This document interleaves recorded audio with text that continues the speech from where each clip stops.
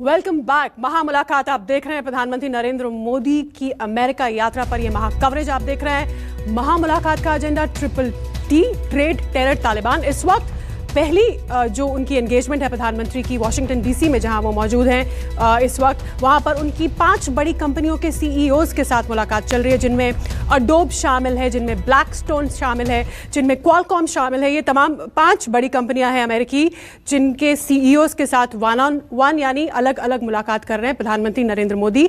ये उनकी पहली एंगेजमेंट है अमेरिका में, अमेरिका पहुंचने के बाद। हमारे साथ हमारा खास पैनल जुड़ा हुआ है। अचल मल्होत्रा, पूर्व राजनयिक, और गुरजीत सिंह, पूर्व राजनयिक, हमारे साथ जुड़े हुए हैं।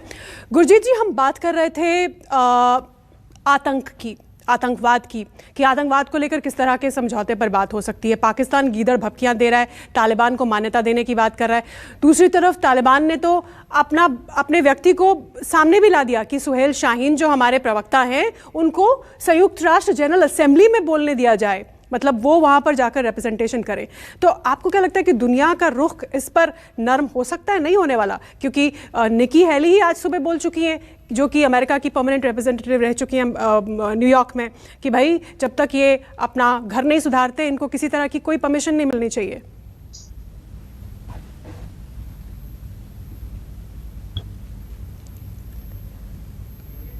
गुरजीत सिंह, मुझे सुन पा रहे हैं? अभी तो मेरे को नहीं लगता है कि दुनिया तालिबान के पीछे आएगी। जब तालिबान 1.0 सत्ता में था, उस समय भी UN की रिकॉग्निशन नहीं मिली थी, और अभी की जो क्रेडेंशियल्स कमेटी है UN की, उसके जो सदस्य को अगर देखें आप, तो ये नहीं लगता है कि कोई समझौता बन पाएगा। लेकिन पाकिस्तान और चीन कोशिश करते रहेंगे। लेकिन हमारी तरफ से क्या होना चाहिए कि तालिबान क्या है, इसका पर्दाफाश हमें हमेशा करना चाहिए, क्योंकि कई देशों के मुकाबले हमारे पास जानकारी ज्यादा है। दूसरी बात है कि पाकिस्तान का क्या रोल है तालिबान में। हमने, गुरजीत जी, एक सवाल जो मेरे मन में बार बार आ रहा है, वो ये हमने हर भारतीय के मन में है, हमने इतना सारा इन्वेस्टमेंट अफगानिस्तान में किया है, इतने सारे प्रोजेक्ट्स हमने वहाँ पे स्टार्ट किए, उनमें से कई तो अभी भी चल रहे थे तालिबान के आने से पहले तक। तो जो इंटरनेशनल कम्युनिटी ने वहाँ निवेश किया हुआ है, या जिन प्रोजेक्ट्स पे वो काम कर रहे थे, क्या आपको लगता है कि इस बारे में चर्चा हो सकती है अमेरिका से? क्योंकि अमेरिका के भी ऐसे कई सारे इंटरेस्ट हैं वहाँ पर, और भारत के तो हैं। देखिए, जो हमारे प्रोजेक्ट हैं वो सुरक्षा से कनेक्टेड नहीं है, सब डेवलपमेंटल प्रोजेक्ट्स हैं। जैसे पानी आता है, बिजली आती है, स्कूल चलते हैं, तो वो जब कोई सरकार होगी तो चला लेगी उनको, या मदद मांगेगी। फिलहाल तो जैसे वो चल रहे हैं वैसे ही चल रहे हैं, जो बंद है वो बंद है। और ये सिर्फ भारतीय प्रोजेक्ट नहीं है, सबके प्रोजेक्ट का यही हाल है। हाँ। लेकिन मैं आपको वापस टेरर की तरफ ले जाता हूं कि ये बड़ा जरूरी है कि जो टेरर का बात हम अमेरिका से करें, वो द्विपक्षीय हो। सिर्फ हम अमेरिका की मदद नहीं कर रहे हैं, अमेरिका को हमारी मदद भी करनी है। और इसमें एक बात यह है कि जो ये पाकिस्तान, रशिया, चीन, ईरान का एक समूह बन रहा है, हमें भी उसमें शामिल होना चाहिए। अब उसमें शामिल नहीं हो पाते हैं क्योंकि रूस और ईरान के साथ अमेरिका ने हमारे रिश्तों पे अंकुश लगा रखा है। अब वो अंकुश ढीला करना पड़ेगा, नहीं तो इस क्षेत्र में हम रूस और लेकिन ईरान, हम रूस और ईरान को भी एंगेज करते हैं। ऐसा नहीं कि हमने रूस और ईरान को बिल्कुल छोड़ ही दिया है, जो कि हमारे पारंपरिक दोस्त मित्र देश रहे हैं।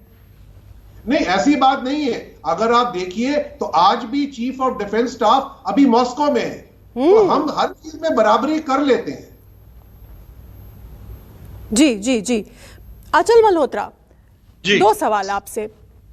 बाइडेन मोदी की मुलाकात के 3 पॉइंट्स, आपको क्या लगता है? हमने अपना एजेंडा रोल आउट कर दिया है, डायरेक्टली इनडायरेक्टली हमें क्या क्या बात करनी है, लेकिन आपको क्या लगता है कि अमेरिकी पक्ष क्या रहने वाला है हमारे कंसर्न्स पर? पिछली अगर मुलाकातों को हम देखें, या भारत और अमेरिका के द्विपक्षीय संबंधों को अब तक हम देखें, देखिए ये जो रजीम है, ये जो मौजूदा वहाँ सरकार है अमेरिका में, वो डेमोक्रेट्स की है। और अगर पारंपरिक तौर पर देखें तो भारत रिपब्लिकन्स के साथ ज़्यादा बेहतर तालमेल बनाता आया है और बना पाया है इतिहास में अगर देखें तो। लेकिन अब ये एक डेमोक्रेट सरकार है, तो इनकी नीति के हिसाब से हमारे कितने इंटरेस्ट सर्व होंगे, आपको क्या लगता है? देखिए शीतल जी, सबसे पहले तो मैं ये कहना चाहूंगा कि अमेरिका में ना एक बाईपार्टिजन सपोर्ट है भारत को एंगेज करने की। ये पहला पॉइंट है, ये समझने की जरूरत है। डेमोक्रेट्स हो चाहे रिपब्लिकन्स हो, वो इंडिया को एंगेज करना चाहते हैं। दूसरा पॉइंट जो मैं हाईलाइट करना चाहता हूँ वो ये है कि आज की तारीख में जितनी जरूरत अमेरिका हमें अमेरिका की है, शायद उतनी ही जरूरत अमेरिका को हमारी भी है।